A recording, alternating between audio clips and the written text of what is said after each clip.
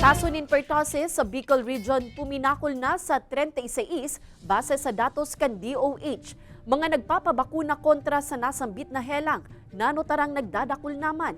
Uyan report ni Jessica Kalinog.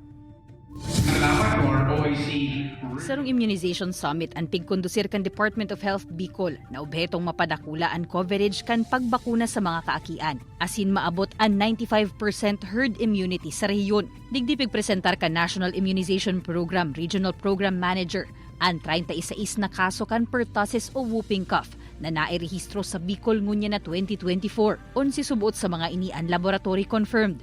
Duwaan nagadan. The cases who are not vaccinated is 25. So that's 66% of the total.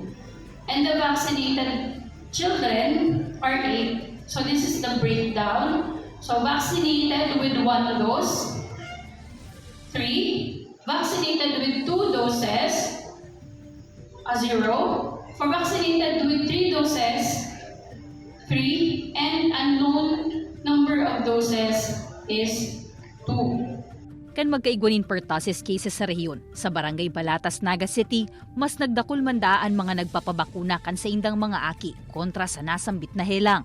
May mga beliefs sila, like for example yung mga sa religion, kaya hindi sila nagpapabakuna. And then another thing, may mga sa financial sa pamasahe daw po. And then ang iba po nag-trans out na kasi sa ibang lugar or sa ibang barangay. Ang 22 anyos na si Jessica, kan nagbabados pa sa nadaakan sa iyang 9 na bulan ng unyang aki, desidido nang makompleto ang sa iyang bakuna, pati nakan sa iyang aki.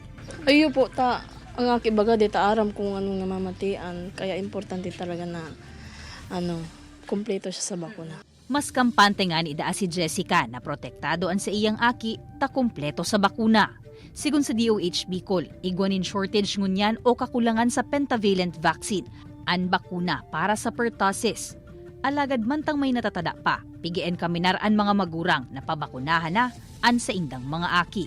Kaibanan si Jovel Obiso, Jessica Kalinog, Balitang Bicolandia.